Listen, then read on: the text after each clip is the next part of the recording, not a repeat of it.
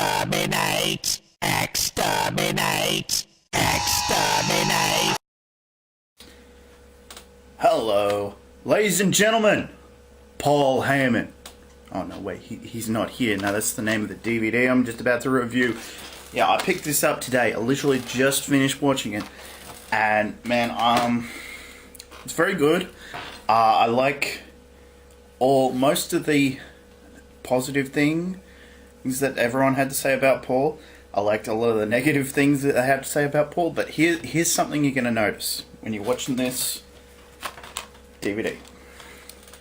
I haven't watched all the extras yet, but I'll get to that. But I thought I'd just talk about the main documentary here. Anyway, it goes through pretty much his whole career. Talks, but doesn't hit on a lot of the details that I would want it to hit on. Thing is, they talk about how he got started and everything, and how he became a manager and all that, and that's really cool. Who he managed. It was a lot of stuff that I didn't know. Like, I didn't know he initially worked some independents, how he first met Dusty and all that. That's really cool.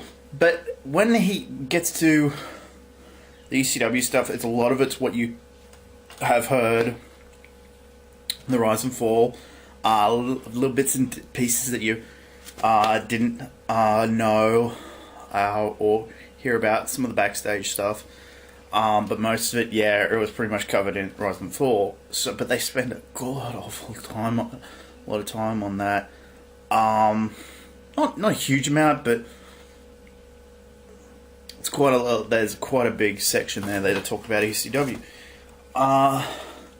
They talked about when he came back and how he did the initial coming over. They didn't talk about the invasion, how he helped out with that. Yeah, I think WWE even wants people to forget about the invasion. So they go pretty much from when he showed up, skip right over the invasion to where he started managing Brock Lesnar. And they didn't really go into much about that. They said, "Oh yeah, he found him and everything." And that's all right. But there's no meat, nothing to say.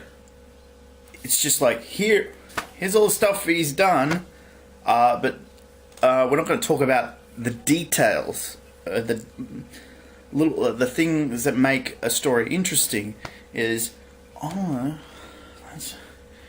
like not a lot of peeking behind the curtain there. It's like, he worked on the writing stuff. We had some problems with it. Okay. Paul wasn't working well in the corporate environment. Okay, he presented a bunch of ideas, but what were his ideas? What was wrong with them? It's just it's like, they'll let you peek behind the curtain, but only a little bit. So I'd like to know what some of those ideas were. They finally reveal on DVD what the form of ECW originally was supposed to be. The new ECW supposed to be internet based. I'd heard this before. Shane was going to run it, and it was going to be Shane's project. But then Sci-Fi came in and then it became a corporate thing. See, the problem that I had with ECW is it should have been separate. The new ECW should have been separate. Like, everything that should have had its own pay-per-view schedule, should have only had nothing to do with WWE, but like, they had access to the talent, sort of thing. Problem was, it was also 1 hour, and I don't really get invested in, like, in 1 hour. What you get, it's pretty much heat. It's just like, here's about 3 matches, and not really much juice to it. You can really put in there. So, yeah, that's a lot of my problem. So that, yeah, it talks a little bit about the Heyman hustle, what Paul's doing now, his like management firm, I guess it is, or something, talent agency or whatever it is. That's interesting. That was interesting, but here's this fact for you. for those who don't know, Stephanie McMahon doesn't really get along with Paul Heyman. So every time she gets on screen, wait for the moment where she gives him a little, like it's very subtle, but there's one of the phrases at the end. She says, "I don't know if Paul's a genius, but he has a genius mind." See, that's two separate things. Talent for genius, or something along those lines. It's very interesting that it's not saying the same thing. It's devaluing him a little bit, not a great deal, but it's enough to know. She doesn't like him. Like, knowing that, and then listening at all her comments, she like would occasionally just nudge him. Like, it's like, and I mean, like, clearly Paul was like, if Paul was off screen, he'd be like, yeah, she doesn't like me. And you'll notice that even when the invasion angle was going on, it's like how he was treated by Stephanie there. This is, and so pay attention. So overall, the documentary's not bad. I would definitely suggest it for anyone who is thinking about wanting to work behind the scenes or becoming a manager in some respect. And I might do a little pitch for you later on about how I think managers could be reintroduced gradually. Like, I don't think you would need, like, I think 2 or 3 would work really well. I think there's a need for managers now, like, not necessarily all on one show. Like, I think there is a need for them, and I think this DVD illustrates it. It has an interesting story that I was just mulling over in my mind towards the end of it. So I'll pitch that in another video and how I think that would work. But overall, I'd say pick this up, but if you're really interested in working behind the scenes, it doesn't give you much. I think it's quite long. It's pretty long. It says on the back here it's 7 hours total, but I think that's for like all the stuff.